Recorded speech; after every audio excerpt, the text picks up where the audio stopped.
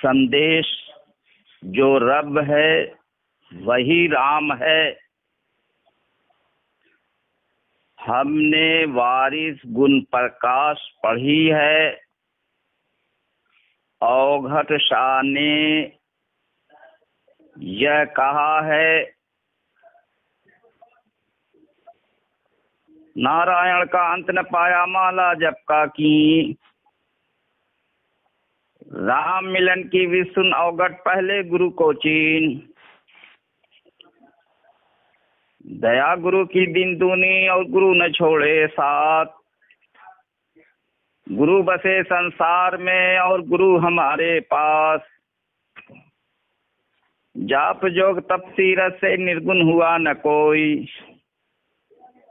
औघट गुरु दया करे तो पल में निर्गुण होई। औघट शाह ने अपने परम पूज्य गुरु वारिस के संदेश से प्रेरणा लिया। जो यह संदेश है, जो रब है वही राम है।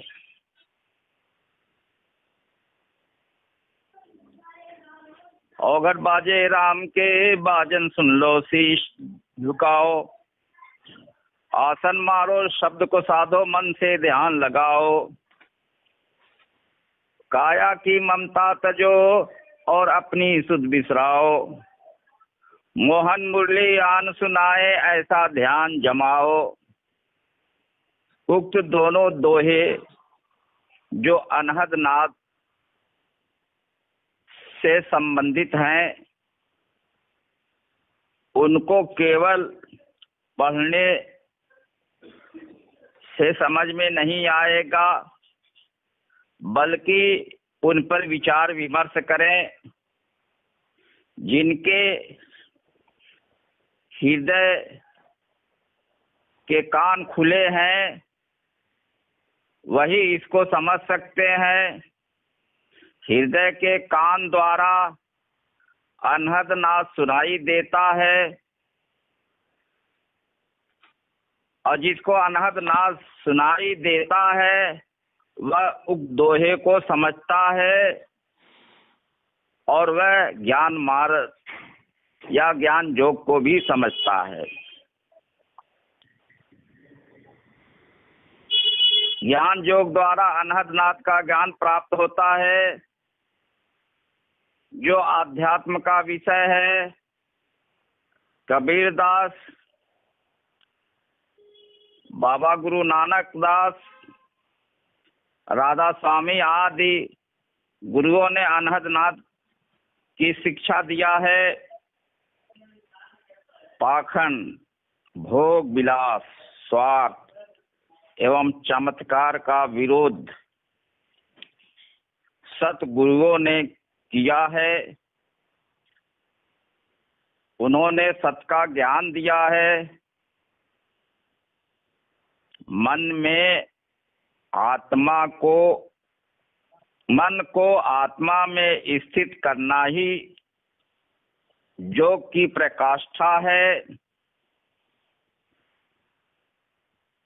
राजयोग कहो या पतंजल योग कहो, आत्मा और परमात्मा के मिलन की क्रिया को योग कहते हैं। यम, नियम, आसन, प्राणायाम, प्रत्याहार, धारणा, ध्यान, समाधि, ये अष्टांग मार्ग है। मन और प्रकृति का एक नियम है, प्रकृति परिवर्तनशील है और मन भी परिवर्तनशील है। परिवर्तनशील को स्थिर करना आसान नहीं है।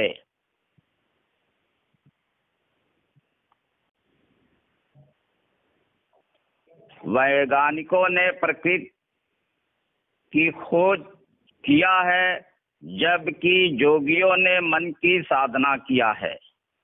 विकृत मन कभी आत्मा में स्थित नहीं हो सकता है।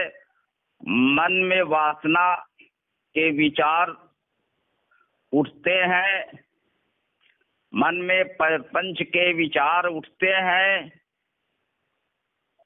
इन्हीं के कारण मन निर्मल और स्वच्छ नहीं होता है। मन में यही विकृतियां हैं। मन इंद्रिय और बुद्धि का स्वामी है। मन संयमित व नियंत्रित हो जाए तो समस्त इच्छाओं से रहित हो सकता है और जब ऐसी स्थिति आ जाए तो वही विदेही है। देही अहंता और ममता में फंसा हुआ है। विदेही अहंता और ममता से रहित हो चुका है। ब्रह्म माया से रहित है। जो आत्मा अमर लोक की वासी थी वही आत्मा मृत्यु लोक में आकर देही बन गई। आत्मा देह में रहित हुए बिना विदेह नहीं बन सकती है। इसलिए अहंता और ममता का त्याग आवश्यक है, तभी वह विदेह बन सकता है।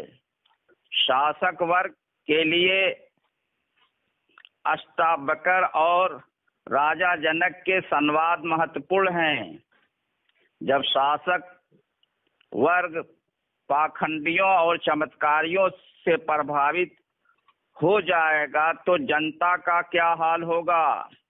हमारे देश का दर्शन राज ऋषि, देव ऋषि एवं ब्रह्म ऋषि द्वारा है, जिनमें उनकी शैली और जीवन पद्धति महत्वपूर्ण है। जिसने अनुसरण किया है वही सच्चा अनुयायी है। श्री विश्व गुरु वारिस ने फरमाया है, खुदा आसमान पर नहीं है, हम तुम में छिपकर सबको धोखे में डाल रखा है। बस एक सूरत को पकड़ लो, खुदा मिल जाएगा। वह सूरत गुरु की होनी चाहिए या वह सूरत हो जिससे अधिक प्रेम किया जाए। औघड़ शाह ने गुरु को महत्व देते हुए यह कहा है, गुरु हमारा एक है, वचन हमारा एक, करेंगे सेवा एक की, गुरु जो राखे टेक। हमारा देश विश्व गुरु की भूमिका तभी निभा सकता है जब इस संदेश पर शोध कार्य करे। वह परम पूज्य विश्व गुरु वारिस ने हर एक को दिया है। वह संदेश यह है, जो रब है वही राम है। यहूदी, ईसाई और मुसलमान पैगंबरवाद में विश्वास रखते हैं, जबकि हिंदू अवतारवाद में विश्वास रखते हैं। उक्त संदेश के परिप्रेक्ष्य में शोध कार्य पर बल दिया जाए। आध्यात्मिक चेतना जन जन में जागृत करने के लिए आध्यात्मिक अभियान शासक वर्ग द्वारा चलाया जाए। एक अस्तित्व सर्वत्र विद्यमान है, उससे जुड़ना आवश्यक है। वह आत्मा है जो एक अस्तित्व को रिप्रेजेंट करती है। सब एक आत्मा में है और एक आत्मा सब में है। या वारिस या वारिस या वारिस।